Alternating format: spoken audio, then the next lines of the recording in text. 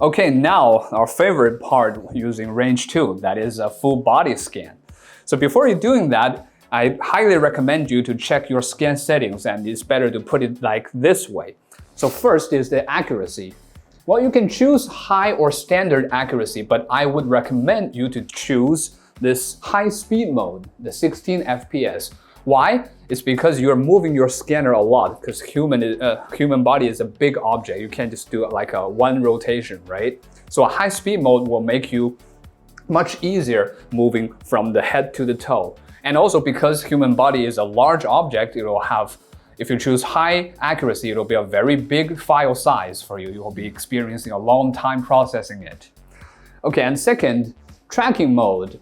Because human body is a very feature-rich object, so it's better to use feature tracking mode. Okay, and last but not least, the object type.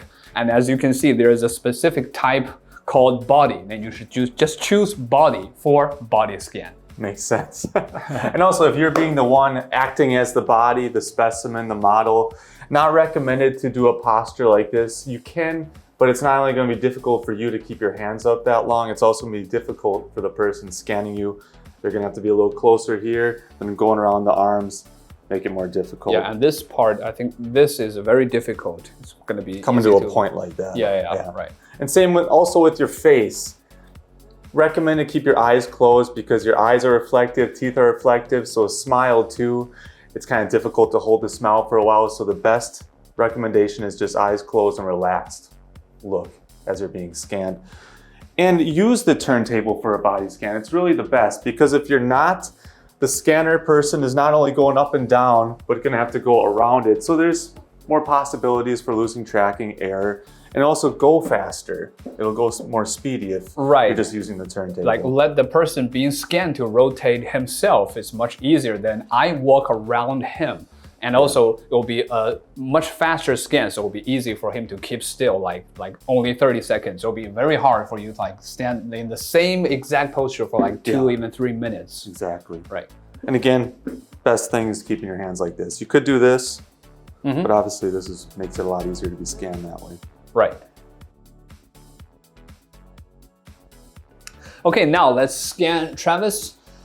And I would say it's not a great idea to use cable and PC to connect with your Range 2 when scanning a body or anything big because, it's heavy. You have to grab it with both hands but anyway, let's scan him with the PC first and see how it goes.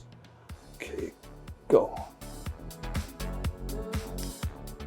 And as you can see, I'm under auto exposure right now. So when you're doing auto exposure, it's better to move your scanner slower than normal to let the scanner to react. Okay, I think I can get most of your head, but not the very top of it. Oh, all right, he's too tall, okay. Okay, the first rotation done, and let's go to the torso. Oh, one more thing I forgot to mention is it's better to take off like watches and rings, like anything reflective when you're doing a body scan, or it's going to create a hole there because,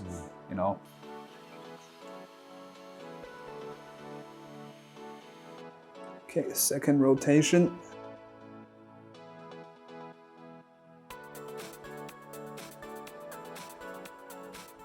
Okay, last thing is to capture his shoes. And if you are looking for a more complete figure and you don't want to use the fill hole function, you can scan some area like more than one time, more than one rotation. But if you are looking for accuracy, then it's better to only scan one area for one time, like one rotation, because the error will accumulate if you scan it multiple times.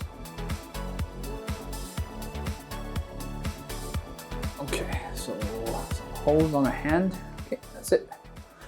All right, now let's proceed it and see how it goes.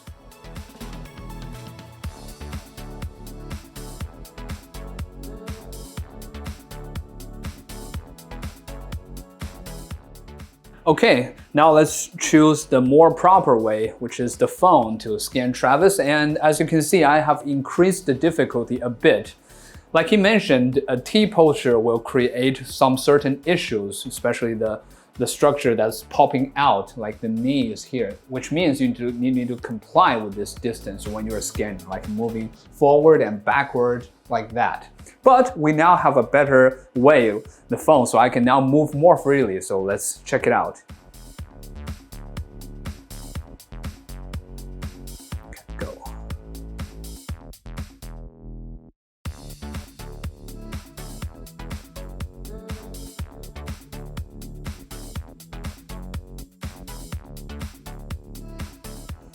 And as you can see, the indicator bar, the distance indicator, will tell me that I'm a little bit too far away sometimes, but that's okay. It's not the end of the world.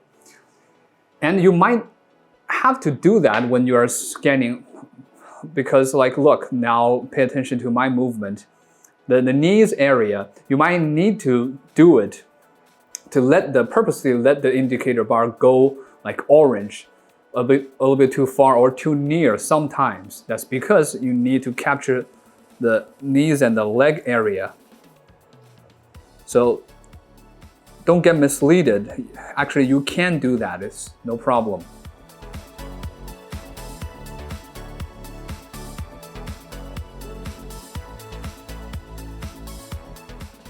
But of course, everything comes with a price.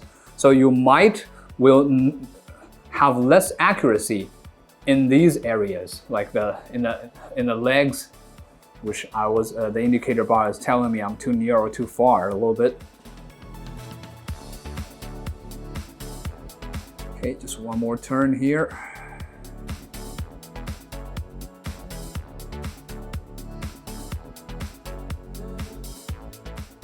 Okay, it's about right. Let's see how it goes.